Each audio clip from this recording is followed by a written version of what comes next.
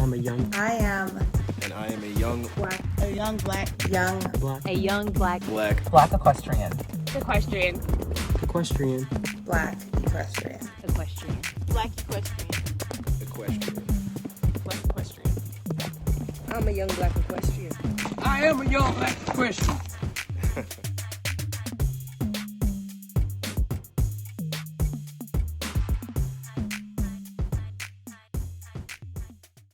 Hey, everybody, and welcome back to another episode of Young Black Equestrians, the podcast with your host, Aubriana Johnson. I am actually doing this for the first time, streaming live to YouTube, live podcast situation.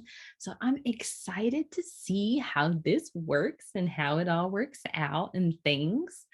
So today's episode is called Horse Industry Squid Games. I know you have probably heard of or watched Squid Games, which is on Netflix. And so between the cultural phenomenon that is Squid Games and a resource that I came across on Twitter, I wanted to talk about real live Squid Games when it comes to the horse industry. And so since I'm not old girl, I'm not going to be turning my head around like an owl. I've got red and green cards, okay? Because it's pretty much what that game was like, right? It was red light, green light.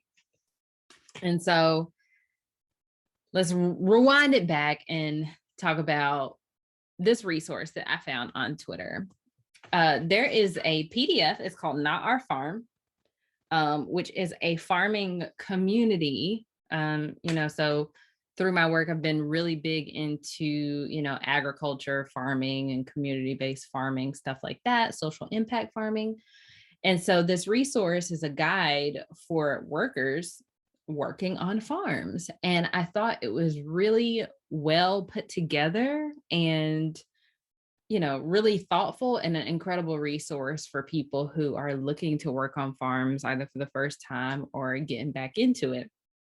And so I thought that this would be something that would be great to share with people looking for employment or opportunities in the horse industry.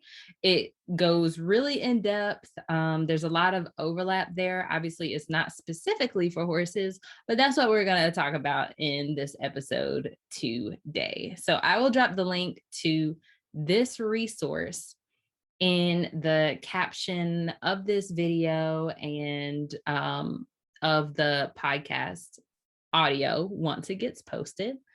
But let's talk about employment opportunities in the industry. There have been several people that have shared employment opportunities in the horse industry with us. And right now, as far as the workforce, it really is an employee market. Employers are looking for employees, but employers are not always making it easy for employees to join them, right? People are like, oh, there's, nobody wants to work. Nobody wants to do their job. Nobody wants a crappy job. Like, we're in the generation of F that job, right?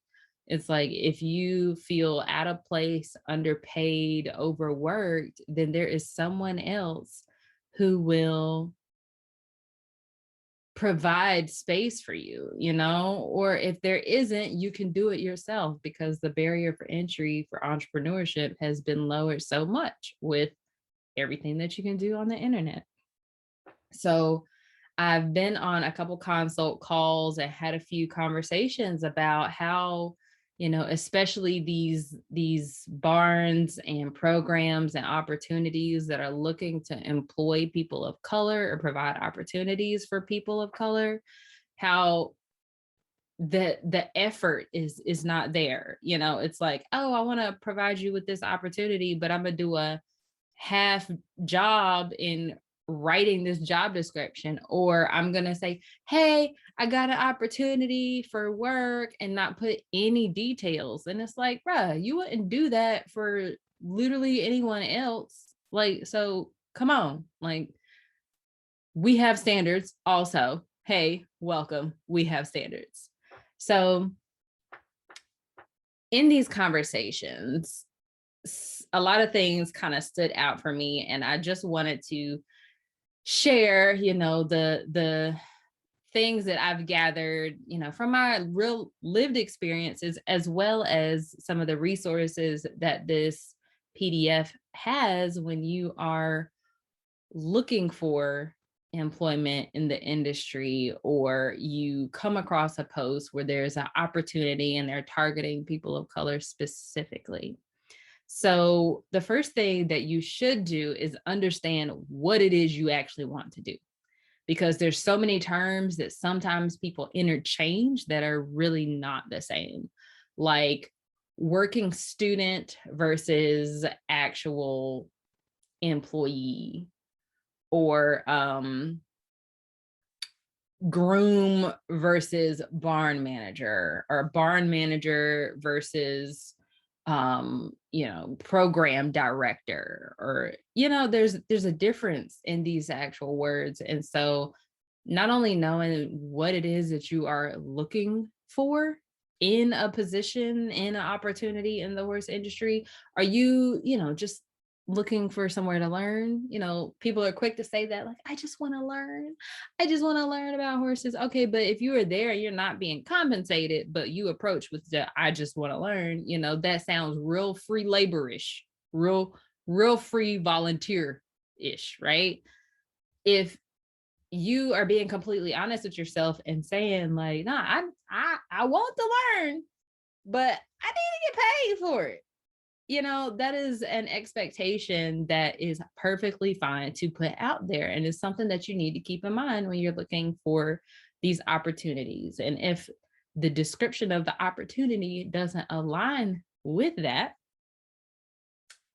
keep moving, keep it shaking, because you don't want to have any disappointment or miscommunication if you pursue it. The next thing that you should keep an eye out for is the location. Not only, the physical location, like showing up to the property, but the community around it. My little brother has accepted a position in Texas, and the very first thing that we did when we were looking for or looking at the facility that he'll be working in was looked at the place, the environment around it. Because if you are only spending 32 to 40 hours, sometimes more than that, you never know, at work, you got a lot of hours that you're not at work. So if you are like having to move for this opportunity, the facility may seem great, fantastic, but if the area around it is something that does not align with who you are as a person, then it may end up being problematic, right? Those people are the ones that work there, people from the community. So although, you just have to balance those two things, the actual place of employment as well as the community around it, to make sure that you are safe and comfortable.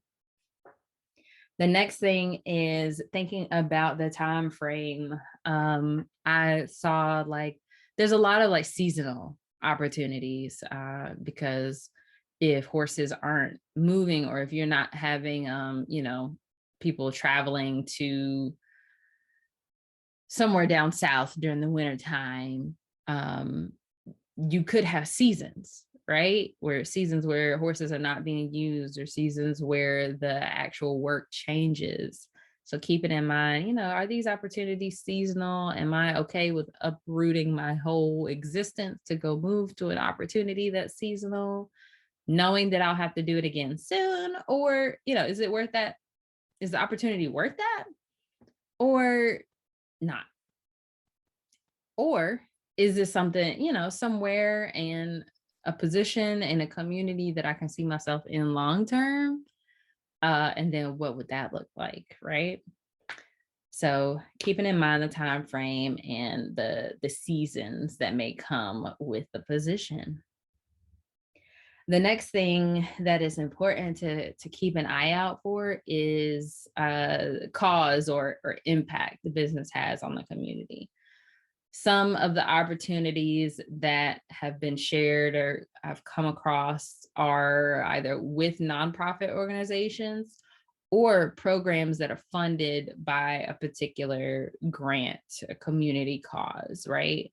And so knowing what that is could really impact the experience that you have, right? And knowing that you are working for a specific cause or that you have, joined this cause could be life-changing, right? It could be a reason to stay, it could be a reason to go. It's just something that you should consider. Are there any initiatives? If this is some sort of working student position or lesson program position, are there any current initiatives going on? What are they trying to do to recruit and retain students, business enough to pay you consistently? It is absolutely okay to ask these questions. That's the next point. Ask questions. Ask questions. A lot of times people think that, oh, it is such a gift for someone to even interview me. It's such a gift for someone to even consider me worthy for this work. It may be, but it's also a gift for you to be interested because you have the experience that you do, or you have the willpower that you do, or you have the knowledge that you do, and you just need or want this additional experience. And so asking a lot of these questions can get you the information you need to make an informed decision. Don't be afraid to ask these people questions. And it's not necessarily like, how much money did you make last year? How much did it? But asking questions about, do you have high turnover? Who was the last person? Is this something that's completely new and we're trying to figure it out as we go? Or do you have established processes and things that I can follow? Asking questions is absolutely okay. And there are some questions you can look in this in the Not Our Farms PDF. They have a lot of examples of questions that you could ask. And you can just tailor it to the experience or the opportunity that you are looking for. The next thing is getting your wages and benefits in writing. A lot of times that's where things get a little hairy, right? Like, oh, well, you said I was going to do this, or the boss said I was going to have that, but then mid-manage comes in and something's different. Like, you absolutely want to get everything that you can in writing so that you have proof of it. And it's not to have anything over anyone else. It's for clear communication and safety and security, and saying, no, this is what I was promised, this is what I expect, and this is what I deserve. The last thing is when it comes to, who we are and our lived experiences. If you are a minority, whether it be racially, person of color, or in the LGBTQ community, it's important to know what kind of safety you have in these positions, or what kind of cultural competency that these people have. Like, do they even know? And it's not to say like you're just out there like, boom, this is who I am, are you all right with it? But to discern, if this were to come up, how would this be handled? A lot of times that's where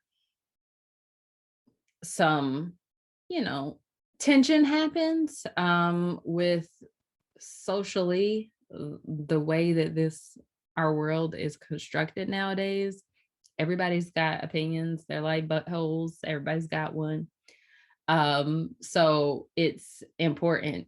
If it's important to you, it is important to think about those things and make sure that if you are taking an opportunity, it's somewhere that you're going to be safe and heard and hopefully not misunderstood.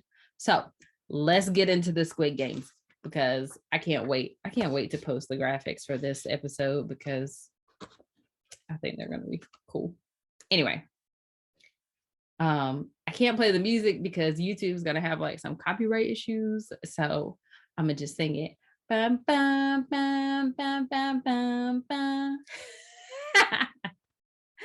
All right, red flags and green flags. Here we go. We're playing red light, green light, y'all. Don't now. Wait. If you are listening to this podcast or you listening to this on YouTube, don't get out here running just because you're listening to me, okay? Just play this in your mind with your mind participants, all right? Use your imagination. All right. Here is a red flag. If this place has high turnover, this is a question that you can ask. Who was the last person to fill this position? How long were they here? Sometimes they might not want to share the reasons why they left, but if you can contact that person and get a feel of what the employment is like, that is okay. That is ideal. That would be great. Okay. High turnover is a red flag. On the other side of that, green flags. If they have long-term employees, or even if the employee is not there right now, but they were there for a long time, and you can get in touch with them and, get their feel, from the employee side, what that looked like, from the actual worker side, what that looked like, that is a green flag. That shows transparency, that shows opportunity, that shows like, I had to leave because of something that happened in my life, but I didn't want to, kind of thing. That is somewhere that you might want to be versus the high turnover situations. Red flag. If the employer, during your interview, during your conversations is super critical of current or past employees, whether it be out loud and in their face and in front of them or in secret.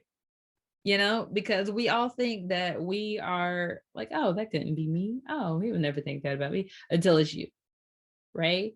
If they are super critical, judgmental, always have something to say about the people that are working for them, is that the kind of environment that you want to be in? Is that what you want to open yourself to? Is that something that you would be willing to deal with? Likely not. Likely not. Friends, that is a red flag. All right. Green light. Having a diverse team or a diverse group. I just saw the example that pops into my head of an organization that has a diverse group of people that is doing great work, and that they put out that they were looking for someone to fill a position. I can't remember what the position is, but it's Detroit Horsepower. They I've done things with them, talked to their kids, seeing what they're doing online, seeing what they're sharing, seeing what their needs are and how they are growing, and then seeing how they operate culturally and what is important to them. They have a very diverse team, and I know that that's something that's important for me. So if that was the opportunity that I was looking for, I would be willing to, apply and have conversations about it, because I can tell that they are practicing what they preach. That is a green light. Red light. There is no set schedule or workload for you, job description. It's just like, hey, looking for a barn manager to work 40 hours a week for this amount of pay. Okay, I'm gonna need you to list out exactly what it is I'm supposed to do, because there's one thing to, have a barn manager, and there's another thing to say this barn manager must be at all vet and farrier appointments when there's 30 horses, all different owners and on all different cycles. Even if they're on similar cycles, you got to be at every single appointment. You know how many horses like to hurt themselves? That changes the dynamic of your work. And that's a question that you should be asking. Like, am I gonna have what I gotta do? What I gotta do to do this job the way that you would like me to do successfully? How am I being set up for success in this position? And that comes from being clear and knowing this information ahead of time. So red flags is not having any sort of schedule or boundary. We talk about being overworked and underpaid so much in these industries. Having that conversation and having that communication ahead of time is what is necessary. Which brings me to my green flag, green light. Employers or employees share their love for their work. They can tell you the quirks and nuances of either the horses that they work with or the things that they do, the equipment that they work with. They can actually tell you what it is they are doing there and how they enjoy it. And that kind of comes with like the longevity of the people there also, but it shouldn't be hard. It shouldn't be hard. If that's something that's important to you, it should not be hard to get that information from people, like satisfaction for the work that they are doing, because that means that they are committed to providing good service or committed to showing up fully. Red flag, I kind of talked about this earlier, but not having the opportunity to talk to anyone who worked for them previously, I could see if this was a new like business or operation or nonprofit. Like, I mean, at this point, businesses need references, right? This is such an employee market out here. Businesses need references. So figure out how you can best determine if this place is right for you. Green light. Clear instructions for the job or like onboarding. There's like a whole training period, because no one likes to be in a situation where they are asked to do a job and then they feel like they're doing it wrong because no one told them exactly how they operate there. I've worked for breeding operations, and just because I know how to operate an AV doesn't mean I'm doing the AV the way that they want it to be done, kind of thing. Just because you're processing paperwork or just because you are turning horses out, like, how weird people get about a particular way to turn horses out or clean stalls. Like, just make sure that you are getting the training that you need and you have the time to figure out how they operate. If they can do that for you, green light. Green flag for sure. This is a personal preference of mine, and it may not always be very important, but I will put it on the list. A red flag is not having any sort of online presence. That's weird. In Sky Daddy's year 2021, not having an online presence at all. You don't even have a Facebook page saying this is who we are. Or you don't even have a email. You just don't use the internet. That's weird, friends. That's weird. So that is something that's important to me. It might not be as important to you. If you were working somewhere that's, super rural, but they're getting the job done, or you freaking working with the Amish or something, obviously this would not apply, but it's a red flag to me.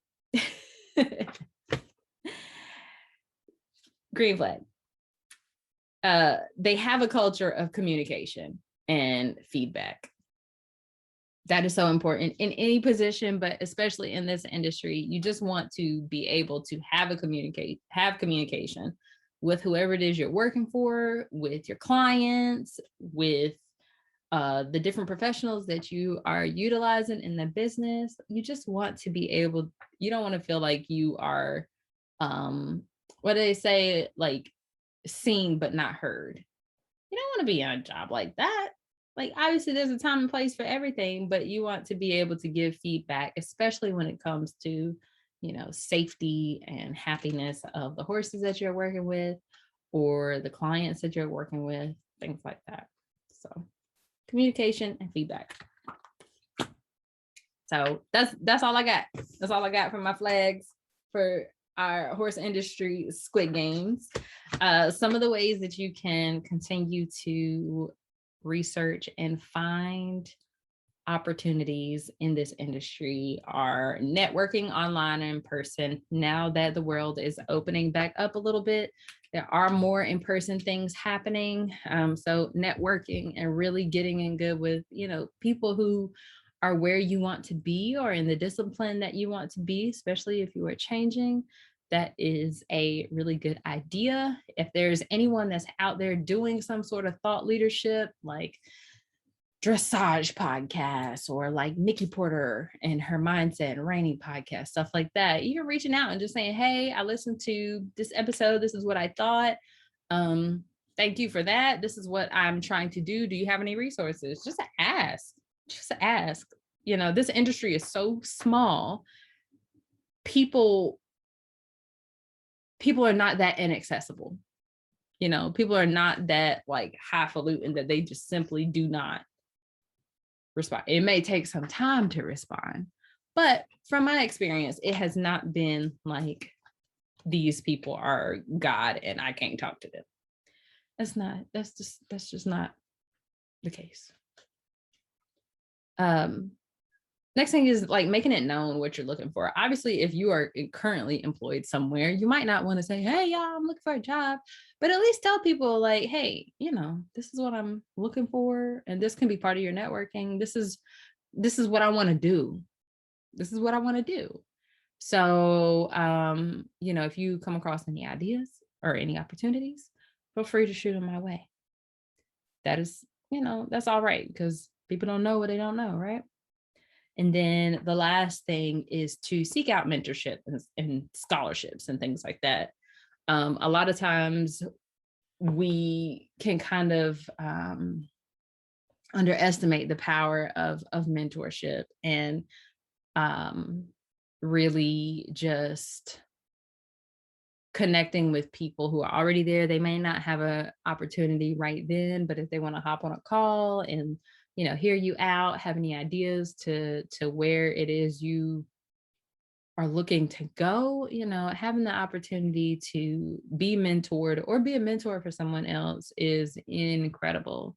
Absolutely incredible. So between that and scholarship opportunities, more and more come out every day. There are some like Oh Yes and Strides for Equality and a few other scholarships that are out there. So do your due diligence, do some research, do your Googles, and there are definitely things that you can come across that can help you on your journey. Don't be afraid to look at scholarships and things outside of the equestrian world, especially if it's something like employment based or opportunity based, you know, saying why you're passionate about this thing and why you need these funds to make it happen. I mean, it's pretty dope because although sometimes when you're in this industry, you feel like everybody's trying to do the same thing. Honestly, you know, we are a very small niche. We're a very small group of people compared to the rest of the world. So everyone else is still pretty excited about what we got going on, want to work with horses and want to be around horses and do things to impact this industry. So I hope you enjoyed the horse industry Squid Games for today. Let me know if you have any other red flags or green flags that you have come across. Share this episode with a friend. And if you have any additional opportunities that were not mentioned here, or any other things that should be considered, let us know. Drop a comment underneath this video on YouTube or on our socials. And don't forget to subscribe to our channel, subscribe to the podcast, and leave us a review. Let us know how we are doing, what topics you want us to cover, all of those things. Thank you so much for tuning in to today's episode of Young Black Equestrians, and we will see you guys next week. Bye. Thank you for tuning in to another episode of Young Black Equestrians. Head over to our Facebook or Instagram pages and let us know what you thought about that episode. Leave us a review on Apple Podcasts and have the opportunity to be featured in our next episode. See you next week.